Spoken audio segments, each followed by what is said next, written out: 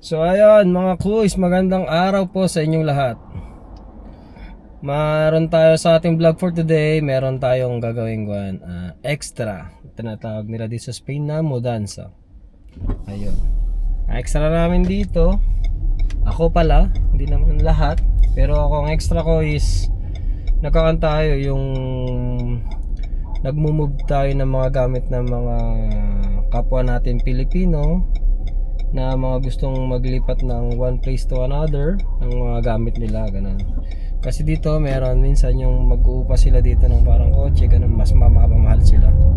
Pero pag sa atin kasi medyo mas mapapamura sila ng konti. Hindi ko rin naman sigurado kung konti o mas mapapamahal. Meron kasi minsan meron din murang singil, meron din mahal. Pero kasi sa atin budget price lang, tamang pang extra, pandagdag natin ang panggasolina, pambayad ng kotse. Kaya nag-extra tayo, ganito. Ngayon, katatapos ng trabaho ko ng pang-umaga, mamaya may trabaho pa tayo ng pang-gabi. Pero ngayon, rest natin ng hapon, so kuha tayo ng konti, extra tayo ng konti. Sayang din. Dagdag pang gasolina, pang bayad ng kotse. So ayun, sunduin natin si client. Okay, sana pumayag siya magpa-video. Sana pumayag magpa-video si client. Puntahan natin. Pangalan niya nakalagay sa chat is Rafi yata, Rafi. Interviewin natin siya, si Rafi. Ay, ngayon pala tatawagan natin siya, Tawagan muna natin. Ayan. Tawagan natin. Rafi pangalan niya.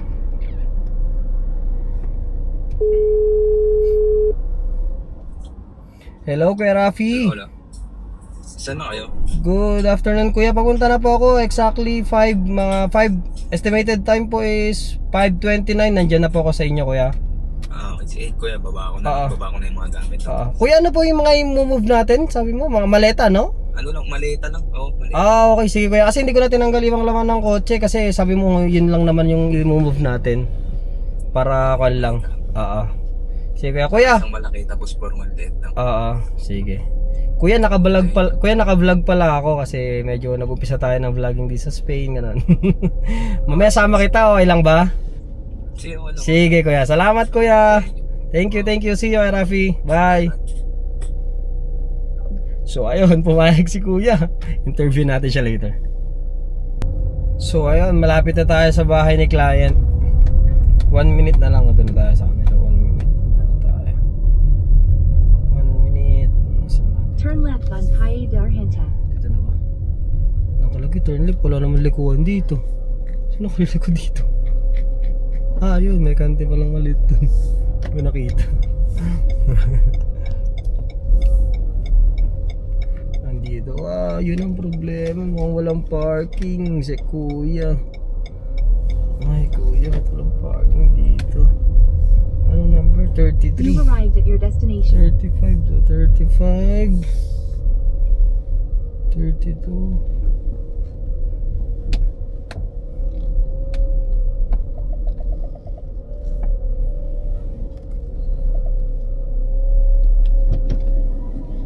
Kilit naman natin.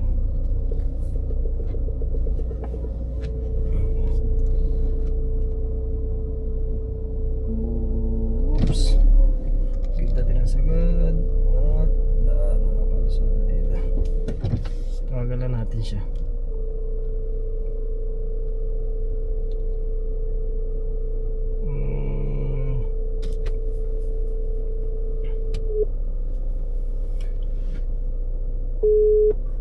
Hello, boss. Hello, Nandito na po ako sa labas.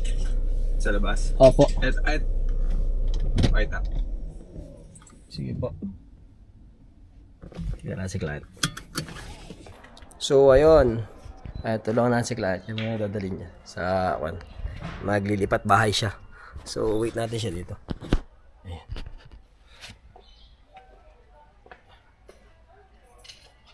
So, na lang kita dito, Kuya. Meron nakapark tayo ng mali. Hindi ko may kuhan.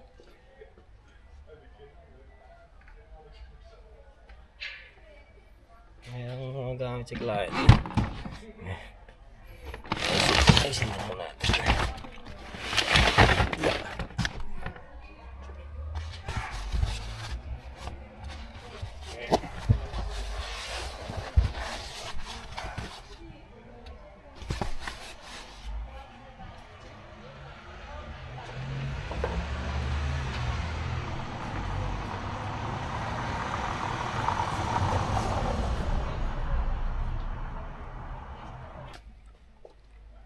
Ayan.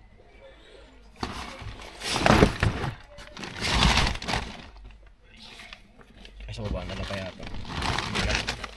Baka masira na.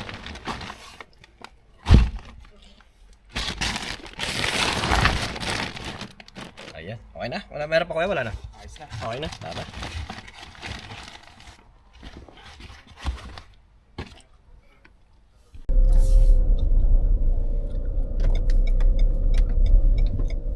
So ayun, kasama na natin si, pangalan mo na bossing? Ralph. Ralph, Boss Ralph pala, hindi pala Rafi. Rafi kasi nakita ko pangalan mo sa chat kanina eh. Hindi Tayo. pa palayo ko. Nickname. Taga saan kayo dito boss? Dito, palipat-lipat. Palipat-lipat no? NPA? Hindi ako dun sa may trabaho eh. Oo. Namatay, nasirain ko natin. Tapos ano tag nun? Taga saan ka sa Pilipinas? Bulacan. Bulacan. Oo. Turn right on Calle de Melquiades. Ano ba salita nila sa Bulacan? Tagalog. Ay, Tagalog kayo. Ikaw matagal ka na dito kaya? 3 years. 3 years. Ah, so magaling na mag-Spanish. Konti na. Anong trabaho mo dito kaya? Sa ano, iba-iba eh. Nagbabahay, nagre-resto, Mm, nag-i-spa. nag-i-spa. Pag summer, outside. Uy, perfect. Sarap na nag-i-spa. Ang dami ka nang nahawakan. In 100 meters. Turn left on Sana Calle all. Then turn right. Ngayon mag-outside ulit. Mag-outside Madrid ka ngayon? Oo. Nandito ang family mo? Wala, ako lang mag-isa dito. Mag-isang mo lang dito. Wow. Paano ang process mo na papunta dito sa Spain? Germany ang galing eh. Galing ka muna ng Germany. Germany. Au pair. Au pair. Ang tawag nila. Oo. Mahirap mag-apply ng ganun, au pair? Mahirap. Ano lang ako nung nakachamba lang siguro. Turn left on Calle de los Robles. Pero normally pag ganun mga au pair, Babae kasi yun. Oo. Ay, oo nga no. Babae yun Kasi may naging client ako nun na naggaganito din yung naglagi naglilipat ng bahay. 3 beses na naglipat bahay, isang client ko dati. Para hindi na ako kontento sa bahay niya, lipat na naman ganun. Turn right on Avenida de la Paz. So paano yun? Anong tawag na saan bansa? Saan ka pupunta ngayon? Ngayon? Oo. Dun na siguro kung magpipix. Mag-ano na ako. Anong lugar? Na lugar? Oo, anong lugar mo dito? Napupunta? Di ba sabi mo mag-outside ka? Civil. Pupunta ka ng Seville. Pero Oo. ngayon, Anong trabaho nun? Anong trabaho mo doon na kunin? Sa hotel yung Ay, interview wow. ko eh. Paano ang trabaho mo nun sa hotel? Siguro Turn left on all around, Candy housekeeping, dining, ganun. Then turn left on M39. Maganda naman ang bigay nila doon. Maganda. Di ko pa sure pero interviewin pa ulit ako eh. Paano ang nila? Anong offer nila ganun? Ganun, libre tirahan, pagkain, ganun. Baka libre din jowa. Gago! Hindi. Anong tawag na doon? Ganda naman ang offer nila. Kung libre lahat, no? Libre lahat. Parang yung sweldo mo fix na, okay na. Kaya Oo. kahit magstay ako sa Madrid ng ng gamit ako. Oo. So ang gagawin mo dito, titirhan mo na yan, pa. Sa gamit lang. Para sa gamit mo lang. Stay to the left to M30. Bakit hindi ka na lang mag-trastero? Paano truster? Yung lang, yung hindi siya room, doon mo lang iwan mga gamit mo, binabayaran mo lang siya monthly, ganun. Parang isang room siya. Meron pa nga dito. Oo, may ganun dito, mas mura pa yun. Doon per square meter ang gusto mo. Ang alam ko, per square meter nila is 35 euros lang monthly.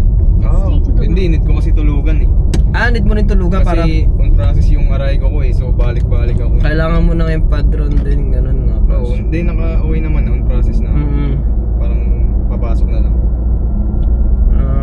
So kailangan ko talaga ng balik-balik. Stay to the left to M30. Ayos kung gano'n, no? Ganda ng offer sa'yo. In 400 meters. Swerte mo, no? Use the right Bibihirahan to gano'n. stay Sagot to the nila right lahat. on M30 Avenida de Mahirap trabaho na lang A dito. 42 Toledo. Pero wala pa yung papers mo, meron na. Waiting na lang. Pero meron ka ng Kompleto. may number ka na ng DNI, gano'n. Kompleto na, tawag dito, may sita na ako sa interview. Sa Informe. Pero Single boss? hindi, meron. Taken. Sayang. Nasaan ang jowa, boss? Nandito? Pinas. Nasa Pinas na. LDR si Kohay. LDR. Hindi, papunta na rin dito. Ay, papunta na rin dito? Susunod. Magkano yun? 60? 60. Magkano ba sa Pilipinas ang bigas? Ganun din. 63. 50 pataas. Halos nagkadikit na rin. Europe ka pa. Hindi ka magugutom dito.